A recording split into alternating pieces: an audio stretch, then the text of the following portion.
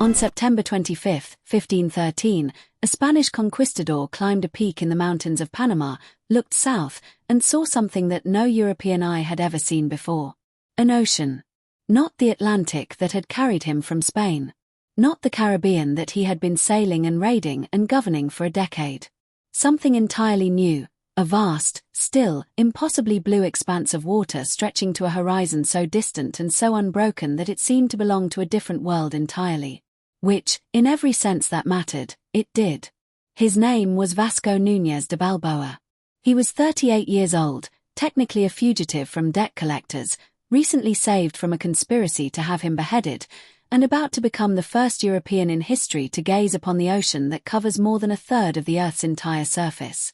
4 days later he waded into it in full armor, sword in one hand, the banner of Castile in the other, and formally claimed it for Spain, calling it the Mar del Sur, the South Sea, because it lay to the south of the coast of Panama. It was the Pacific Ocean, the largest geographical feature on the surface of the Earth. And no European, until that morning on the mountain peak in Panama, had known it existed. The story of how Balboa got to that mountain peak is the story of what the Spanish colonial enterprise in the Americas was actually like, beneath the clean lines of the official history, in the first decade after Columbus's voyage opened the Western Hemisphere to European contact. It is the story of extraordinary physical courage and extraordinary moral brutality living in such close quarters that separating them is both analytically difficult and historically necessary. It is the story of a man who was, simultaneously, one of the most capable explorers of his age and one of the most representative perpetrators of the specific violence that European expansion inflicted on the indigenous peoples of the Americas. Both of those things are true. And both need to be told. Vasco Núñez de Balboa was born in approximately 1475 in Jerez de los Caballeros, a small town in the Extremadura region of southwestern Spain, the same tough, poor, ambitious province that produced Hernán Cortés and Francisco Pizarro and a disproportionate number of the other conquistadors who dismantled the indigenous civilizations of the Americas in the 16th century. Extremadura was a land of minor nobility and limited economic opportunity, a world of fidalgos, men of modest aristocratic descent who had the pride of their lineage without the resources to sustain it in the manner they believed their birth entitled them to. The conquistador psychology, the specific combination of hunger for wealth, hunger for glory, deep Catholic religious conviction, extraordinary physical toughness, and a capacity for violence that European warfare had produced and that the Americas provided unlimited opportunity to express, was forged in exactly this social and geographical world. Men who had no future in Extremadura, who had swords and horses and the specific hardened quality of people who had grown up poor with aristocratic pretensions, found in the Americas a world where the rules of the old society did not apply and where everything, land, gold, indigenous people, the future itself, appeared to be available to whoever was bold enough and brutal enough to take it. Balboa arrived in the Caribbean world in 1500, part of an expedition to the coast of what is now Venezuela and Colombia, getting his first experience of the mainland of the Americas and the specific brutal contact zone between Spanish colonialism and indigenous civilization that the first decade of the 16th century was producing everywhere Spain touched. He spent several years on Hispaniola, the island that Columbus had established as the center of Spanish Caribbean operations and that was already demonstrating the specific catastrophic trajectory of colonial contact in the rapid decimation of its Taino population, farming, pig-raising, accumulating debt, and developing the restlessness of a man who believed he was made for something larger than pig farming on a Caribbean island. The debt is important. It is a detail that the heroic version of Balboa's story tends to skip quickly past, but it was a genuine determining factor in the specific manner in which his greatest achievement came about. By 1510 Balboa was so deeply in debt on Hispaniola that he could not legally leave the island. Debtors in the Spanish colonial system were not permitted to travel freely until their obligations were settled, and his obligations showed no sign of settling themselves through pig farming. The solution he found was one of the most audaciously illegal acts of embarkation in the history of Spanish exploration. When an expedition under the command of Martín Fernández de Enciso set sail from Hispaniola to resupply the struggling Spanish settlement of San Sebastián on the mainland, a colony that was in serious difficulty from indigenous resistance and disease, Balboa stowed away. Specifically, he hid himself and his dog Leonsico, a large and apparently formidable mastiff who would become famous in his own right as a participant in the subsequent events, inside a provisions barrel or a rolled sail, depending on which version of the story you accept, and was discovered at sea when it was too late to turn back. Enciso's response was not welcoming. He reportedly threatened to maroon Balboa on the nearest uninhabited island. But Balboa had something that proved more valuable than proper authorization. He had been to this coast before, on his 1500 voyage, and he knew it. He knew which villages to avoid, where indigenous resistance was strongest, and crucially he knew of a settlement location on the western side of the Gulf of Uraba, near a place called Darien, where indigenous people did not use poisoned arrows, the specific tactical consideration that made the difference between survival and massacre for a small Spanish force in unfamiliar territory. His knowledge saved the expedition. The colony that was established at Santa Maria la Antigua del Darien in 1510, generally considered the first permanent European settlement on the mainland of the Americas, was established at the location Balboa recommended, and its survival in those early months owed a significant debt to his local knowledge. The transition from stowaway to colony leader was rapid. Enciso proved to be a rigid and unpopular commander, and Balboa organized a political coup against him that had him arrested and eventually sent back to Spain to face legal proceedings. Balboa was left as the effective leader of the Darien colony, without official authorization, without a proper commission from the Crown, but with the support of the colonists and the specific urgent competence that the situation required. He governed Darien with a political intelligence that the official narrative of his career tends to underweight because the story of the Pacific discovery is so dramatic that it obscures everything that preceded it. He understood, better than most of his contemporaries, that the specific approach to indigenous peoples that had worked in the Caribbean, immediate overwhelming violence, rapid subjugation, forced labor, was not going to be sustainable in the much larger and more complex world of the American mainland. Not out of moral scruple. The evidence for genuine moral scruple in Balboa's dealings with indigenous people is limited and contested, but out of practical calculation. The Spanish at Darien were vastly outnumbered. They needed intelligence. They needed food. They needed allies who could navigate the terrain and tell them where things were.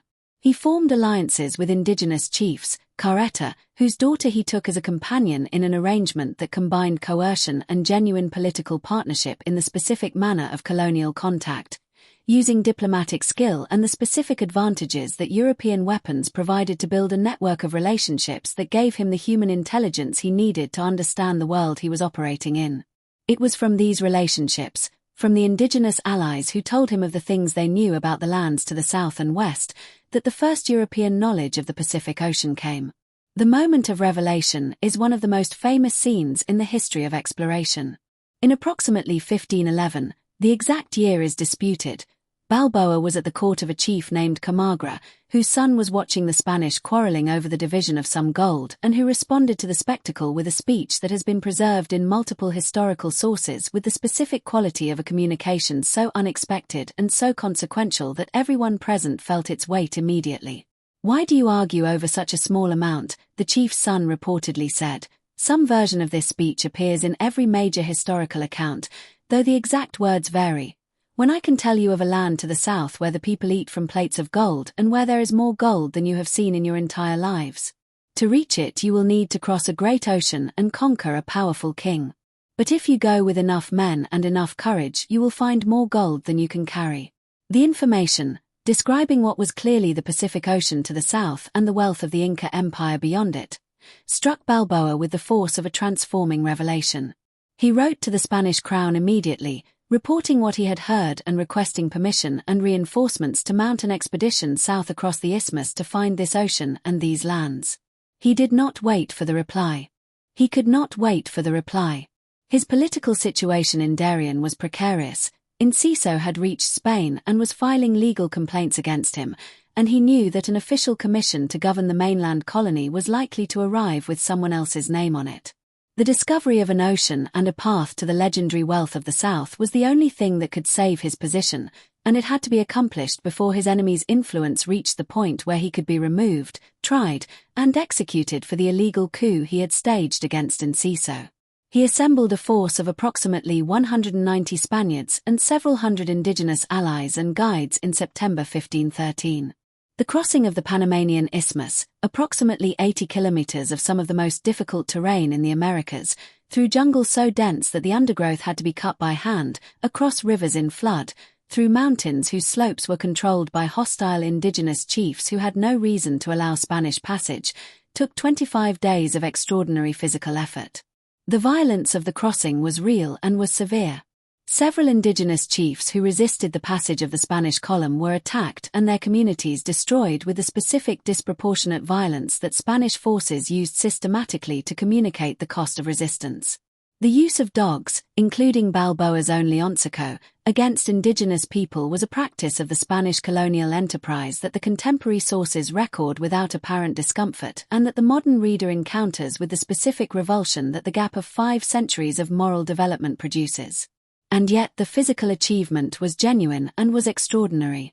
The Panama jungle in the rainy season is not a landscape that accommodates the passage of a European military expedition with any ease or any grace. The heat and the humidity and the insects and the diseases and the rivers and the mud and the weight of Spanish armor and weapons in tropical conditions.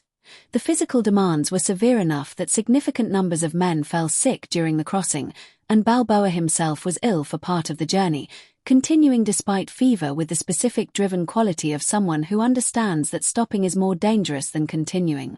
On September 25, 1513, 25 days after leaving the Atlantic coast, Balboa's indigenous guides told him that from the next peak he would be able to see the other ocean. He ordered the entire column to halt and went up the final slope alone. It was a piece of theatre, but theatre of a kind that reveals something genuine about the man and the moment. He wanted to be the first European to see it. He understood the significance of what he was about to witness. He wanted to receive that vision alone before sharing it. He stood on the peak. He looked south. He saw the Pacific.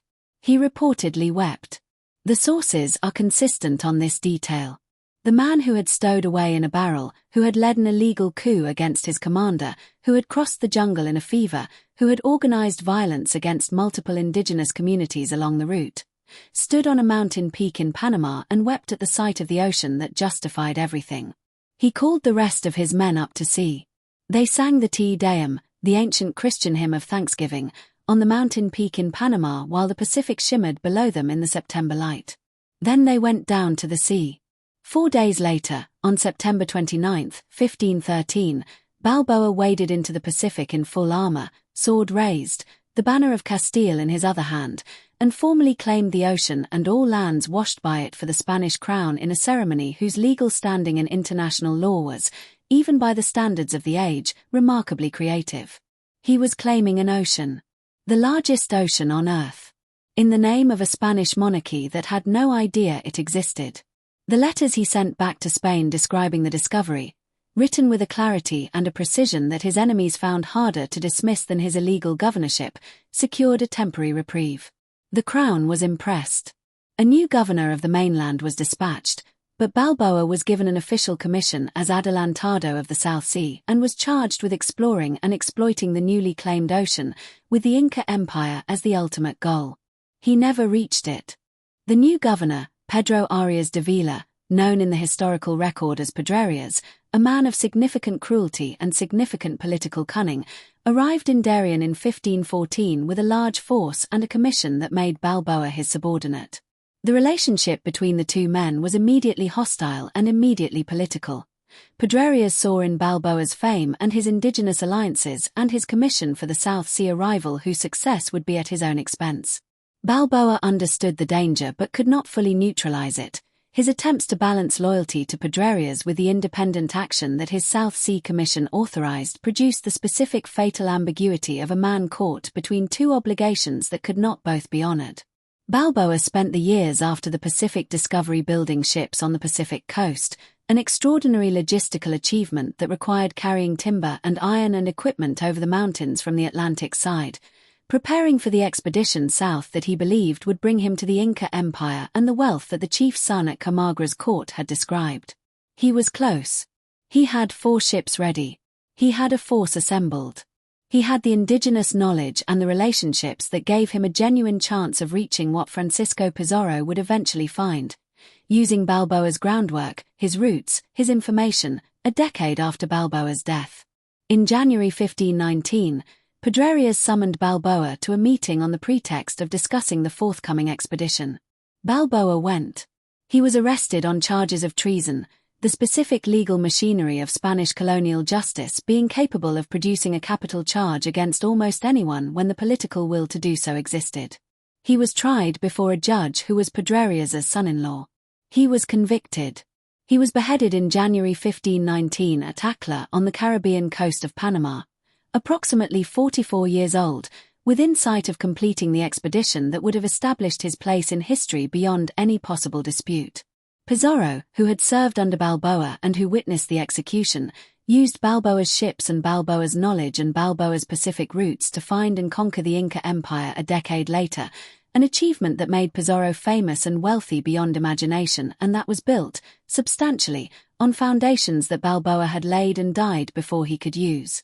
The Pacific Ocean that Balboa saw from the mountain peak in September 1513 was named the Pacific, the Peaceful, not by Balboa but by Ferdinand Magellan, the Portuguese explorer who became the first person to sail across it in 1520 and who named it for the calm weather he encountered in the southern regions of the ocean after the storms of the straits that now bear his name.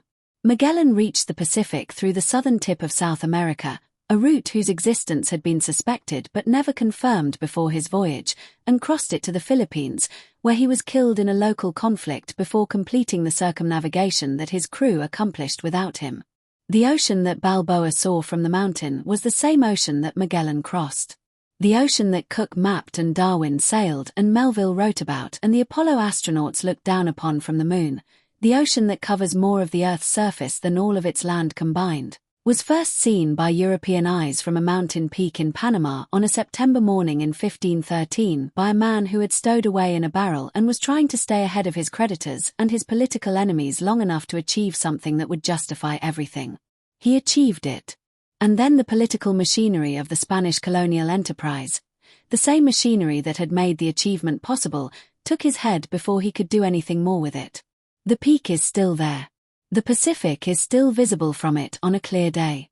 And the ocean itself, so large that standing on its shore makes the Atlantic feel like a pond, is the most enduring memorial to the moment when Vasco Núñez de Balboa stood alone on a mountain and wept at the first European sight of something so vast that he had no words for it. He cried. Then he put on his armor and waded in.